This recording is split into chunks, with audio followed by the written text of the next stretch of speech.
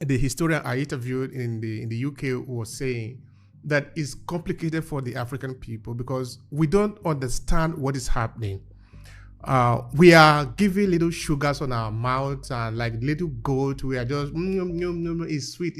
No, you don't understand what is happening. That sugar is made with your blood.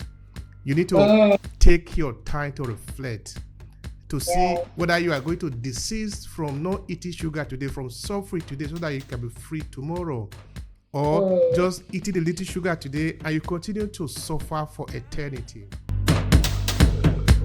See, you weigh it. These are two, no? This is Europe, this is Africa. You cannot give half of what you have as a European to Africa. It means that you will be poor. And you are not fair enough to play a fair game. Europe, I say Europe because I'm putting all the West together as a people. Europeans are not ready to play a fair game in Africa. They cannot play a fair game because if they play a fair game in Africa, Africa will overrun them very fast. So the only game they can play in Africa is the corrupt game, where they decide the game they want to play either in Paris, in Vatican, in London, or in Berlin, or in Berlin, and they go to Africa and say, oh, this is international. But what do you mean by international? You decide in Paris, the people in Washington agree with you, those in Canada agree with you. You are the same people. You are the same. You are making the same vote. You see? Now, Africans cannot get justice in a European court. Dr. Ben was saying that the only thing that Africans can get in a European court is just this. Thank you for checking out this video. Are you getting enough value from it? You see, this video was created for the purpose of adding value to you. So if this video make any sense to you, let me know in the comment section below. I'm interested in understanding what you take away from this video and if it makes sense to you, so we can provide more. And let's return to the video. Americans. And that is why we also say African American, because we look at people that are coming from Africa who find themselves in America. Then the other people who find themselves in America also, other than the Native American, are the Europeans. So the Europeans are doing this consciously. They know what they are doing, and they are using every instrument to make sure that this is the way it is for them in their game. And we, as Africans, we are telling them, oh, we are going to play this game with you. One day, you will repent. One day, you will realize that what you have done is wrong. No, they are not going to realize it. They will never realize it. Right. That is where I think the game become really complicated. In that, like Selena, the historian I interviewed in the UK, was saying that it's complicated for the African people because we don't understand what is happening. We are giving little sugars on our mouth and like little goat. We are just it's sweet. No, you don't understand what is happening. That sugar is made with your blood. You need to take your time to reflect, to see whether you are going to desist from not eating sugar today, from suffering today, so that you can be free tomorrow, or just eating a little sugar today and you continue to suffer for eternity. Because these guys from Europe, they are professional. They know what they are doing. They are not making mistake. And what I really find very I don't want to say whether it's challenging or so, when it comes to politics, African European politics, is that many European politicians, they go to Africa. The African politicians, of course, they corrupt, which of course are actually working for them in every respect, because in Africa, we never really have independence. Now, this individual, they will give them money, of course. They give them everything they want, but they give it to so few individuals. Because Europeans do not have money to give to the whole of Africans. Of course, if they give to the whole of Africa, they will become poor. That is obvious, because we're talking of more than 1 billion people. They cannot feed the 1 billion people, no? Of course, they can feed it, but they will mean that, you know this scale, no? If you put two objects like this, let me bring myself in full so you can see what I'm talking about. You see, you weigh it. These are two, no? This is Europe, this is Africa. You cannot give half of what you have as a European to Africa. It means that you will be poor. And you are not fair enough to play a fair game. Europe, I say Europe because I'm putting all the West together as a people. Europeans are not ready to play a fair game in Africa. They cannot play a fair game because if they play a fair game in Africa, Africa will overrun them very fast. So the only game they can play in Africa is the corrupt game, where they decide the game they want to play either in Paris, in Vatican, in London, or in Berlin, or in Berlin, and they go to Africa and say, oh, this is international. But what do you mean by international? You decide in Paris, the people in Washington agree with you, those in Canada agree with you. You are the same people. You are the same. You are making the same vote. You see? Now, Africans cannot get justice in a European court. Dr. Ben was saying that the only thing that Africans can get in a European court is just this. Just this is not the same as justice. The only way you can get justice is if you can have your own rule as Africans, or you can play the European rule, the European game, but you are going to rewrite the rule so that you are in charge of the game that you are playing.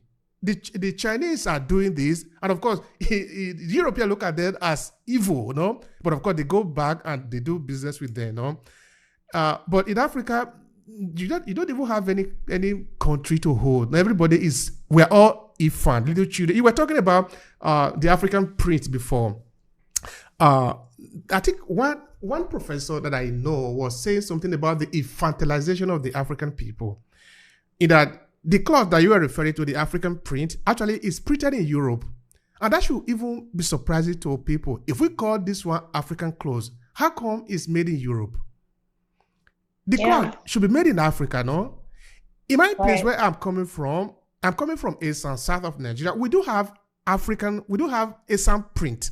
But that Esan print is designed in Esan and is actually a different kind of clothes, no? That you use hand to make it, no? That one is not made from Europe. You cannot make it from Europe. But now they also make it with machine. I don't know, maybe they also make it in Europe now. So what I'm trying to say is that the game, I like the way you titled the book, Play the Game. We need to understand that we are playing a complex game designed by somebody, and they are not sleeping. Their eyes is wide open. We are the ones that are sleeping. Take it up. They have not slept. Since the day of colonialism, Europeans are keeping eyes on what is happening in Africa to make sure that they don't lose. But the question is, what about us? Are we playing also so that we don't lose? Yeah. We don't understand the game that we're playing at all, because we're not taught to understand the game. We're taught to, the reason why I said play the game is because that's often a phrase that we say amongst each other. Once we get into this Western world, and we're uncomfortable and we don't like it and it's frustrating and it's stressful. Something that we say amongst each other to keep each other going in a system that is depreciating at our own selves is to play the game. Just play the game, right? So we're encouraged to play this game that is detrimental to our own lives, is what the whole concept of saying and wording it like that is. And that's the issue. So a lot of times people want this white picket fence, the US dollar that is fiat and based off of nothing, that has frivolous value. We want to play into all of those different things because we want to have what our white counterparts, Western counterparts have, which is this facade that they've created. And that's the biggest issue. And that's a part of the mental bondage that needs to be set free, is we have to prioritize what it is that a valuable life looks like for us, which for me and my belief is that it looks like producing and developing within our own environments and protecting those environments and building and creating those social enterprises, which is really, really important. But we don't understand that game because we're not taught to understand that game. We're only taught to work within that game and to lose at that game and to think that we're winning at that game because we gain the fiat dollar. Oh, look, I'm a millionaire. I have $1 million, but it's like that has no value. You know what has value? The resources that's in Africa right now that's being exploited that you don't even care about. right? So it's like we have to reframe our thinking, not only because we're Africans, but it's because it's like it's humanity, right? It's inhumane to continue to work within a system that exploits other people and profits off of their ignorance and profits off of their lack of resources because it's being taken, or like all of those things. It's horrific, and all of us become accomplices to our own oppression when we do play this game. And so that's what I'm describing. And the only way that we don't do that.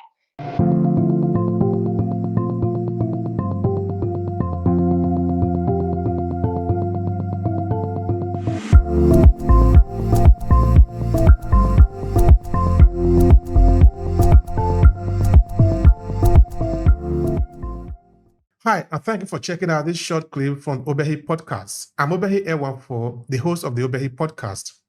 This short clip was created from a full episode where we dive deep into this conversation. To see the entire video, all you need to do is to click on the link in the description of this video. Now, while you are there, I want to share something with you quickly. Are you a purpose-driven entrepreneur? Do you want to cut across the noise and attract the right audience, leveraging the power of storytelling? Now pay attention. I'm currently working on a signature program to help you own your story and stand out for the competition. It's a 5-step journey to help reshape your professional and business narrative so you can drive success and stand out in the competition. And in less than 90 days. The link is what you see on your screen, academy.aclasses.org/story. Now this is what we have understood. Storytelling is the most powerful instrument that is known to man. And this is what this could mean to you. You could either choose to own your story and leverage it to amplify your message and whatever you represent in this world, or some other person could own that story. The choice is yours. So why don't take advantage of your story and use it wherever you are, whether you are in business environment or you are a professional individual who want to be able to build your influence and leave a legacy behind because you represent something. You are owning your story. You are somebody whose story is important. So the choice again is yours. Now let's get started with this short clip.